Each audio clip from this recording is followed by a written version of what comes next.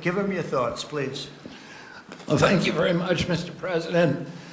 And I do want to say something, because I get a lot of credit for steering this administration toward the MAHA movement. And when I joined the campaign in August. I joined President Trump in August and became, went from independent to his campaign. But it was in June, and he made an issue. It was a MAHA speech before MAHA existed. And that, I took note of that speech at the time and thought there's a potential here for a common ground. I want to thank you for your vision, for your courage, for standing up. President Trump is a populist president. He's a president, he's blamed, giving money to billionaires and all this stuff. We hear about that all the time. But he is on the side of the middle class, the working class, the poor in this country, people.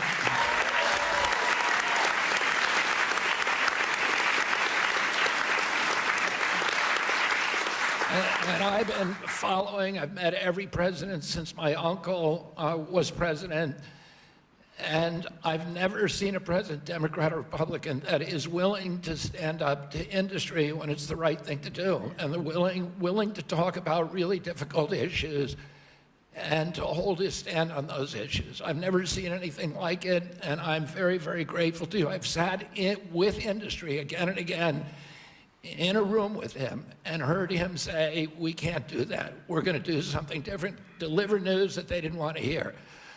So I'm grateful to this. This is a milestone.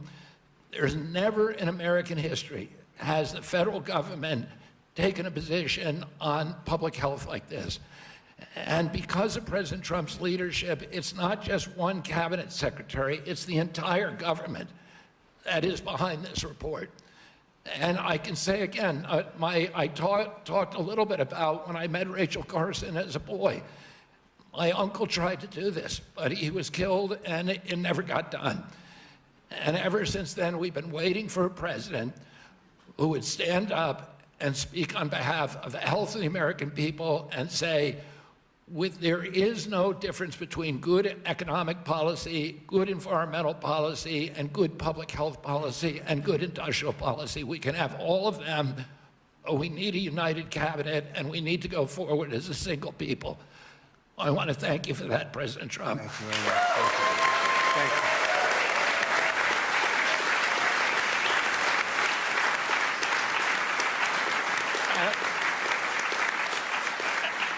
At its core, this report is a call to action for common sense. We've relied too much on conflicted research, ignored common sense, or what some would call mother's intuition. It's common sense that ultra-processed, nutrient-poor food contributes to chronic disease. It's common sense that excessive screen time and isolation lead to anxiety and depression, especially in children. It's common sense that exercise and healthy food should come before prescriptions and surgery. It's common sense that not all calories are equal in nutritional value. It's common sense that over-medicating kids is dangerous. It's common sense that we can celebrate the innovations of modern life while also demanding fearless inquiry into ameliorating the negative effects of medication, agriculture, and environmental practices. It's common sense that research funded by corporations deserves more scrutiny than independent studies. I'm so proud of this cabinet, and particularly Secretary Rollins and Administrator Zeldin, who, again, I'll say it a third time, work late nights, early into the morning to make this happen, and to all the leadership from the White House staff, beginning with Stephen Miller, and Heidi Overton, Dr. Heidi Overton, with Vince Haley.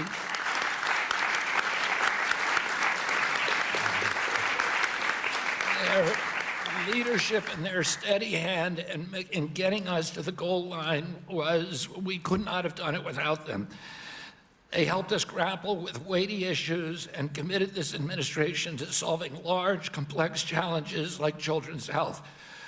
We're joined here by senators, advocates, governors who I have worked with, and CEOs who I know who are all ready to begin carrying out this mission. This is the beginning of a conversation, a national conversation that we are going to have with maturity, with nuance, for the first time in history, thanks to your leadership, President Trump.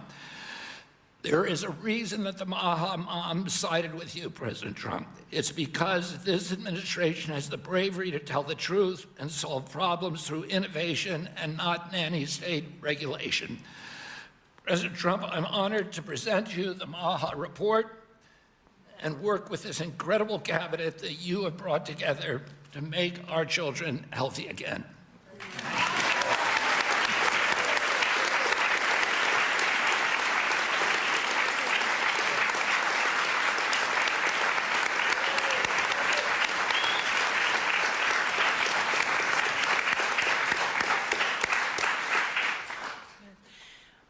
Three things. First, on behalf of an extremely grateful nation and on behalf of a lot of extremely grateful Maha moms who are out there, Secretary Kennedy and Mr. President, thank you.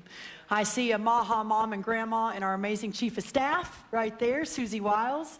I see a Maha mom and Caroline Levitt all across our cabinet. Sir, my oldest son, Luke, is here. Stand up, Luke. I am a Maha mom of 4. And this hits particularly close to home for every single one of us in this room. That's the first thing. The second thing is that you mentioned, sir, in your remarks that we are on track to sign multiples of SNAP waivers to get junk food and sugary drinks out of our food stamp system. And I am so proud.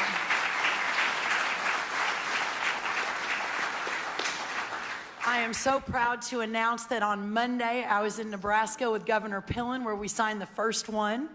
An hour ago, I signed the second one for Governor Braun in Indiana. He may not even know that. I've got it right here, sir. I also signed the third one, Governor Kim Reynolds of Iowa, about an hour ago.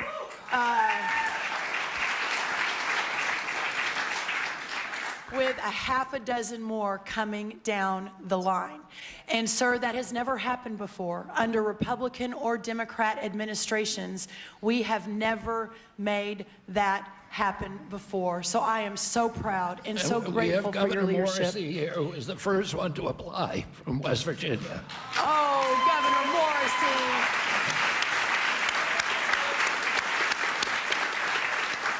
We will make sure you're at the top of the pile, sir. I apologize. Governor Sanders has been a leader. Governor Polis from Colorado.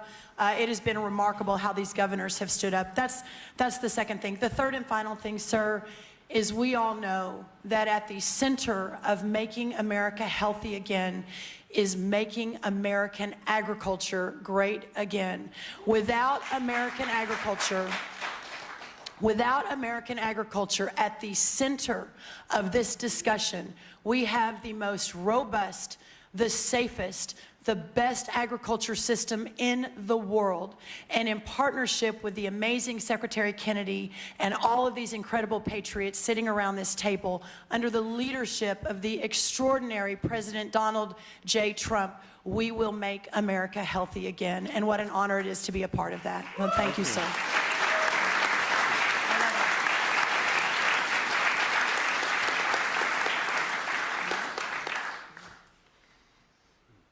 Mr. Policy Man, you want to say something? Big policy man here. Well, so much has already been said, but in your remarks, Mr. President, you made clear. This is Vince Haley, by the way. In your remarks and in the report, it's very clear that there are no sacred cows when it comes to our children's health. We are showing the courage to turn over every stone to figure out, to investigate what is behind the chronic childhood disease crisis, and that's what this report represents, sir. Thank you, Vince. Thank you very much. Bobby, are you wanting to have other people speak? I had everybody speak. Oh, good. Most have already spoken. That's very good. But the fake news wasn't here. What's going on? I mean, Oz, I want to thank you for your work. Would you have anything to say to the media? Thank you, sir. I think it's a moral failing if we don't address this, but it's definitely a financial failing as well. 50% of children are on Medicaid or on the CHIP program. It is an obligation we all have to address this reality. As you know, the cost of Medicaid has gone up 50% in 5 years. Right. I thank you very much for having the bravery to commission this report, and Secretary Kennedy, Secretary Rollins, Lee Zeldin, and everybody else on this panel for being able to effect what has not been done since this law for Medicare and Medicaid was written in 1965. God bless you. Thank you very much, Oz. Thank you.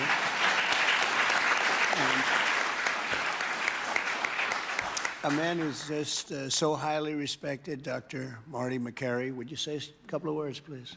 Thank you, Mr. President. The United States is the best in the world when it comes to proton beam therapy, CAR T, sophisticated operations. But when it comes to the health of the population, it's been a 50-year failure.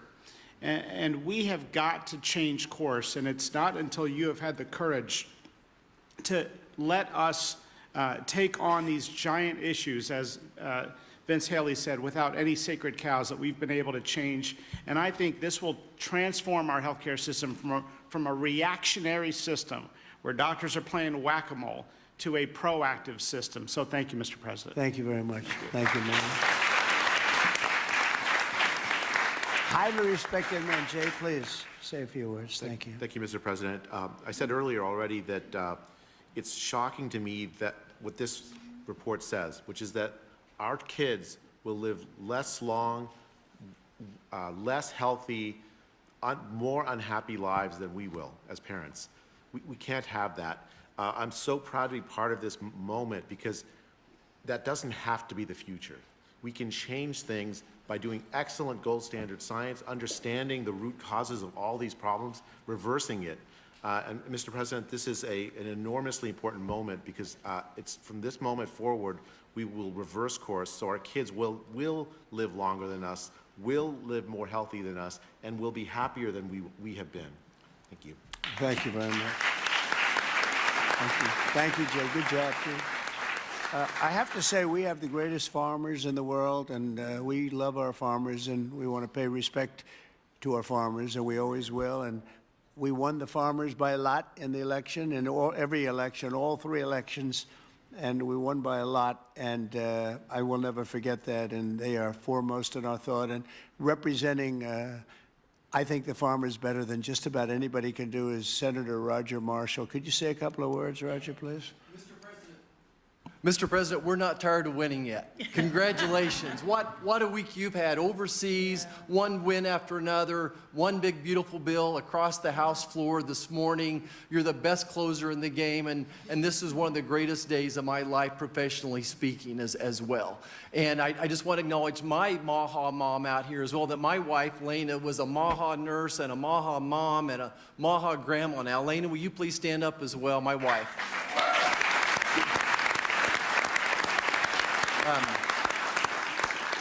Mr. President, as you know, I spent 25 years delivering babies most every day. We saw a huge epidemic of diabetes, of pregnancy, and this has exploded in so many different directions now. We have an epidemic in mental health in our youth, obesity rates 20, 30%, 20% of our children on a prescription drug, 60, 70% of adults on a prescription drug. We can do better than this.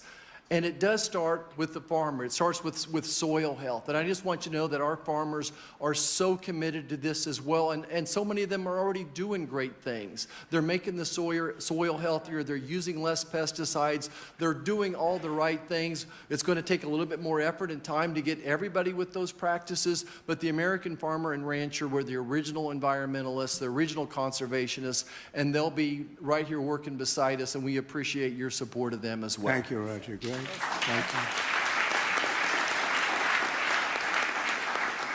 So I think I'll close by just saying that something happened a week ago that was very, very important, profound, but very important in so many ways.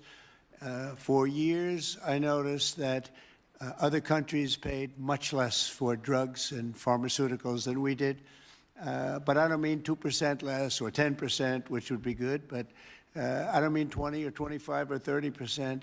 I mean, sometimes we paid 10 times more, 12 times more, 13 times more than other countries, where people from our country would be seen going into Mexico and seen going into other countries leaving on trips and bringing their drugs home because they'd get in London, they'd be able to buy a drug for 1/10 the price of what it costs in New York City. And I watched this, and I watched it during my term, and I didn't like it. I didn't like it. And it's a very complex system, but, you know, we're smart also, maybe much smarter than they are. And at some point, we had to figure out, and I heard it was the middleman. Nobody told me who the middleman was. Nobody knew who the middleman was. Nobody ever heard. All I heard is the middleman. I said, they've got to be the richest people in the world, whoever they are. We don't even know if there is a middleman. All I know is that the drugs were 10 times higher and sometimes more than that. And I really got into it over the last year, and I figured the whole system out. And for various and sundry reasons, the United States of America was being screwed, and we were being taken advantage of and being laughed at for years and years. And I said, it's not going to happen anymore. And I brought a great gentleman, the head of Eli Lilly, in, who's great. He really is. He's great. He's done a fantastic job, and others also of the companies. And I'd have it out with him. I had debates with him, actually, and pretty much it was a debate that was impossible to lose. You had to be a real bad debater to lose that debate because they couldn't justify it. They tried to say, well, you know, we pay for research and development, and the United States has agreed to pay for 100%. I said, why? Why are we paying? And by the way, that wasn't even the number because it's still way too high if you took all the research and development. But you have other countries that are a lot more vicious than us in terms of their representatives. And they'd set a price for a drug, and they'd say, tell the United States to pay for the rest. We were subsidizing the whole world. And I said, we're not going to do that anymore. We've been a laughing stock for so many years. The last 4 years, we've been a laughing stock. I said it. We were a laughing stock, and now we're the most respected, and we're the hottest country in the world. We're going to remain that way. We're going to do that with drug costs, too. And so I said, I'm going to do something that's a very unpopular thing to do with a small number of people, mainly the people that own the drug companies and others. And I'm not even blaming them. They were able to get away with it. But it was really other nations that took advantage of us because the drug companies were under their thumb. And they would say, this is what I'm going to pay. And the European Union was right at the top of the list. Let me tell you, we're going to pay $20 for this, and we're not going to pay any more. And America would pay $240 for the same thing that they're paying $20. They said, tell America to pay for the rest. And for years, they went along aimlessly, and they did it. And I started making changes, and I'll never forget the end of my first term, which was very successful. We had the best stock market ever. We had the best economy ever of any president. We went up 88% in the stock market, as an example, and I think 116% in one of the other indices. And we had, we're doing well, but this whole thing with the drug costs always bothered me. And I started really studying it, and it's very complicated stuff. And I said, you know what? We are paying so much more, and I demanded favored nations. We're the biggest buyer, we're the best buyer, we're the most solid buyer, we're the one that paid for all of the research and development. And I said, we're going to do something that's earth-shattering. So at the end of my first term, I was so proud because it's the first time in 28 years that any president reduced drug prices during the course of 4 years. And you know what the number was? 1/4 of 1%. But it was down 1/4, think of it, 1/4 of 1%, very little. Essentially, they remained the same. But I wanted to get it down, and I was so proud. I thought I was the greatest guy in the world. I took it down 1/4%, and I had news conferences. I was bragging. I'm the only one that did it 28 years. And then I said, that's not very much because we were still paying so much more. And I decided I've got to break the system. And it's the most powerful lobby in the world, the drug company. The most powerful they are, the most powerful. And I'm not saying bad, good. I'm not saying anything, but they have tremendous power over the Senate, over the House, over the governors, over everybody.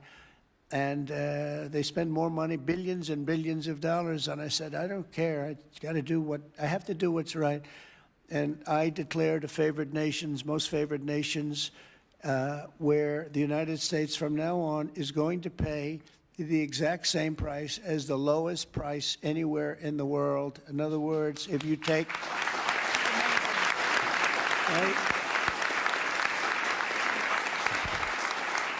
In other words, if you take the country that's paying, and let's say in a certain part of, there may be some country out there that pays a little bit less for very good reasons because of the fact, a thing called poverty or whatever. But we take the lowest countries, say European Union countries as a whole, that would be fine.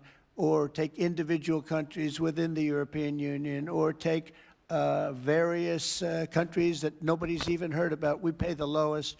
And what that's going to mean, and I'd like to put somebody to police it because it should start immediately. It shouldn't start in 2 years, 3 years, 5 years. They'll say, yes, it kicks in. They always say kicks in, Marty. It kicks in, sir, in 4 years, and then 4 years they get it changed. It should mean, so remember I told you I was happy with 1/4%. It could mean anywhere from 70% to 89% reduction in drugs and pharmaceuticals. That's a little different, right? And I've actually had some congressmen call me and they say, sir, can we talk about this? I said, no. They wanted to talk because, there's tremendous power against them. And I understand that. And every one of them was covered. Senators were. I see Roger smiling, and Roger probably was too. But you know what? He wants to do the right thing, right? He wants to do the right thing. And we're doing the right thing. We're taking advantage of, and forget the drug companies, we're taken advantage of by other countries that insisted with the drug companies that they were going to pay X dollars, and we're not paying any more, and you're not doing business here. And they were nasty about it because these people are almost sort of afraid of them. And we are going to now get a reduction in drug costs of up to 89% in some cases, but 50% would be a bad number. So think of that. 50% versus 1/4%. Think of that, 85, 89, 91, 72%. It's going to be massive numbers. It's going to be incredible for Medicaid, incredible for all forms of health care. Medicare is going to have a huge impact, so big that nobody can calculate it. I mean, this thing could drop by 25, 30%. The drugs are a very big part of it, right? So very big part. So it'll affect everything. It'll affect your whole life. The amount of money you're going to be saving is going to be incalculable. Nobody can believe I had the courage to do it. I don't think it's courage. I think it would have been courage not to do it. I tell you what, not to do it would have taken far more courage because I was tired of it. And I was listening to these guys, and they make a lot of money every year, millions and millions of dollars a year. And I agree, because at the beginning, because of the complexity, you'd walk out of a room, you'd hear them talking, and, they almost convince you that it's a great system, it's a wonderful system, even though we were paying 10 times more. That's why they make $30 million a year, because they were good, but not any longer. And one of them just threw up his hands after I was just pounding on him. He said, I can't do it anymore. It's the hardest thing I have to do is trying to justify this damn thing. I can't do it anymore. One of the biggest companies, I just can't do it anymore. You're right. And as soon as he said that, that was like incredible, because I understood exactly he couldn't do it. He said it's the hardest thing he had to do is trying to justify why we're paying $200 for something and somebody else is paying $12. That is a neighboring country. Take Canada. I mean, people go up to Canada to shop because the prices are so much less, and it's not going to happen anymore. So we're going to take the lowest country anywhere in the world, and that's what we're going to be paying, and we'll be saving from 50 to 89%. And these are big, these are tremendous numbers. There's not going to be anything where we're paying 10 times more than somebody else. And one thing that is very important, and it's got to be implemented, it's done. I've done the order, it's done. But we have to get somebody that's got a lot of strength and a lot of power, because you have to implement it, because these countries are going to go down fighting. They don't want this to happen because they're going to go up. Now, there are many more people involved in the world than there are here. So they'll go up a little bit, maybe 15, 20%, and we're going to go down 60, 70, or 80%. But they will fight the drug companies. The drug companies are very worried that they're going to fight, and that's okay. If they fight, we'll just say, that's okay. We are not going to let you sell any more cars into the United States, or we're not going to let you sell any more wine or liquor or alcohol or something that's actually much more important to them than the drugs. and we're going to be able to force that issue if we need to. They should do it. We're basically equalizing. They should do it. And, you know, the drug companies should do just as well. This shouldn't be a hit on their stock. I don't think it will be. It's basically, it's going to be the same amount of money, but it's going to be redistributed. And it's going to be redistributed, so they're going to pay a little bit more, and we're going to pay a lot less. A little bit more because there's so many more. So, you know, it's a bigger number. And so, Bobby, I'd like to ask you and Dr. Oz and Marty, perhaps, and Jay, and maybe representing the world's politicians, I can ask Roger, who's so great with this whole subject, if you would be very, very tough and very, very, very powerful in a sense. It's not easy. You know, you're going to have to get this done. The drug companies are going to say, well, they won't do it, and maybe they won't. And if they don't do it, we're going to not do business with that country or those countries. But we're going to have to be very tough until it's totally stabilized and equalized. And Oz, I mean, I see your eyes are gleaming because you've been talking about this for a long time, but you've never had anyone willing to do it. But I'm willing to do it. And I think it's going to go down as one of the most important things we've ever done because drug costs are going down. Think of it. Then every year for 21 years, the costs have gone up. And now they're going down maybe by 85, 80. I'm telling you, 89% in 2 instances, 89% cut. Nobody's ever seen anything like it. So I'd like to ask Oz in particular, because you and I know each other. He's a very tough hombre, this one. He's tough as hell. And so if you can lead the group, and it's not going to be easy. You're going to have to get in, and you're going to have to fight. If you do it, you can have, within a period of weeks, you can have drug costs that drop like a rock, okay? So you, as a group, I have great confidence, and if you don't do it, I am firing every single one of you. Good luck, guys. All right? Can you handle it?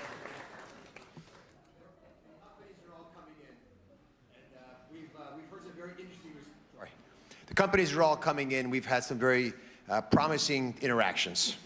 So Okay, good. I Well, give you a you're little gonna time be to be the a tough ones. hombre. You'll do a great job. I have no doubt about it. Thank you very much. Any help, I will be there to help you, okay? But you mentioned something that has not been discussed in the past. People have talked about drug prices in a silo and in isolation.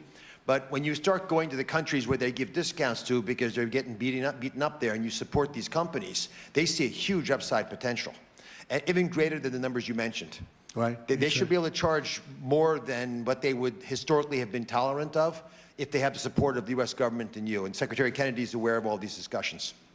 Well, they were artificially low and artificially high. We were artificially high. They were artificially low. We're not going to let that. And I think you're going to be able to handle it pretty easily. But speed is very important because we can do this immediately. This doesn't take 2 years, 3 years. It doesn't take a month. So do the best you can. Thank you very much. Thank you, everybody. Thank you very much. Thank you, Bobby. Are we concluded, Bobby? Yes. Go ahead. Why don't you Thank you, finish it Mr. off? President. Let's all give a hand for President Trump for his leadership. Thank you.